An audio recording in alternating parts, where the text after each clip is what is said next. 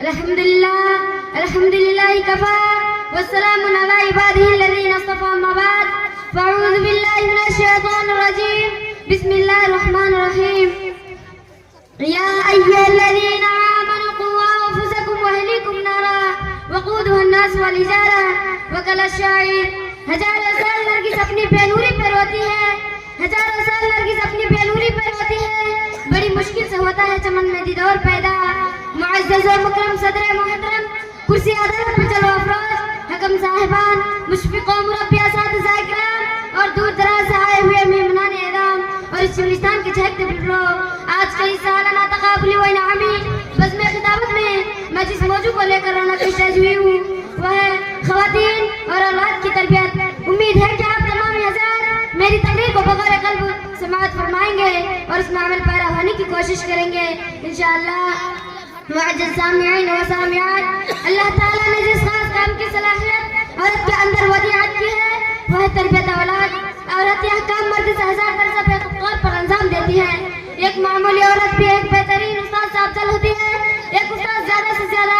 معلومات ایک بچہ کو فراہم کر سکتا ہے، لیکن محبت و شفقت، ہمدردی، قربانی کے جذبات، صدر حقیقت، انسانیت اور شرافت سے عبارت ہے، وہ صرف عورت ہی بچہ کے اندر پروان چڑھاتی ہے۔ معزز سامعین کرام، دیکھیے کسی بھی قوم کا قیمتی سرمایہ بچے ہوا کرتے ہیں، اس وقت تو وہ گود کا کھلونا ہے، مگر آگے چل کر وہ مستقبل کی معمار بنیں گے، ان کے کاندھوں پر قوم کی ذمہ داری ہوگی تو وہ اس بارے عظیم کو اچھی طرح اٹھا سکیں گے۔ اور یہ آپ یاد رکھیں کہ ماں کی گود بچے کی پہلی درسگاہ ہے، یہی سے بچے کی اچھا ہے برا بننے کی بنیاد پڑتی ہے، یہی سے اس کے دل و دماغ پر ایسے نقوش ابھرتے ہیں جو آخر عمر تک اس کا ساتھ دیتے ہیں۔ اس لیے بچوں کو کفر و شرک سے نفرت، تاحیر سے محبت، اظہار و قربانی، خدمت خلق، وطن سے دوستی کا جذبہ پیدا کرنا بھی ان کی ذمہ داری ہے۔ اگر یہ ذمہ داری بچپن میں اور گھروں کے اندر انجام نہیں ہو پائی تو دنیا کی بڑی سے بڑی دانشگاہ اور سرکاری عالمی پیمانہ پر کوئی تربیت نہیں کر سکتی اور اس مقصد میں کامیاب نہیں ہو سکتی۔ سامعین و سامعات،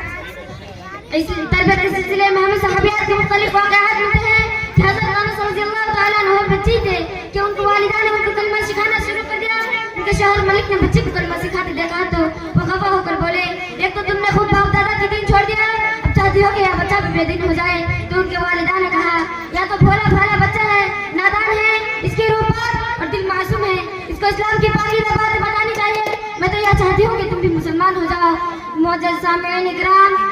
غلط پہلے ماں کو یہ خواہش ہوتی تھی کہ ہمارے اولاد مسلمان بنے، دین کی خدمت کرے اور ضرورت ہو تو اللہ کی راہ میں جان قربان کر دے۔ اس لیے وہ سنبھالتے ہی وہ اپنے بچوں کو بسم اللہ اور کلمہ طیبہ رٹاتی تھی۔ رات کو سونے کے لیے اللہ اللہ کہہ کر لوریاں دیتی تھی، جسے شروع سے ہی اللہ اور رسول کی محبت بچوں کے دل میں نقش ہو جاتی تھی۔ خود نماز پڑھتی تھی اور ساتھ میں بچوں کو بھی شوق دلاتی تھی۔ روزہ رکھواتی تھی جسے نماز اور روزہ گویا ان کی گھٹی میں پڑ جاتی تھی اور بری باتوں سے نفرت ہو جاتی تھی۔ معزز سامعین کرام، لیکن افسوس کہ آج کل اس طرف بھی توجہ نہیں ہے۔ آج کی مائیں چاہتی ہے کہ ہماری بیٹیاں گریجویٹ ہو اور بیٹا انگریز بنے اور نئے دور کے مطابق اپ ٹو ڈیٹ کہلائے جانے لگے، مگر ان کے دل میں یہ خیال نہیں آتا کہ دین حق کا فرض بھی ان پر عائد ہوتا ہے۔ بچہ ایک نئی سے لچکدار شاخ کی طرح ہوتا ہے، اسے شروع میں جدھر چاہو موڑا جا سکتا ہے، مگر جب وہ نکل جاتا ہے تو پھر لکڑی کی طرح سخت ہو جاتی ہے، اس وقت وہ موڑ نہیں سکتا، یعنی بڑے ہو کر اس کی عادتیں پختہ ہو جاتی ہیں، پھر ان کا اصلاح ہونا دشوار ہے۔ اگر بچپن میں ایمان و اسلام کی روح سے خالی رہا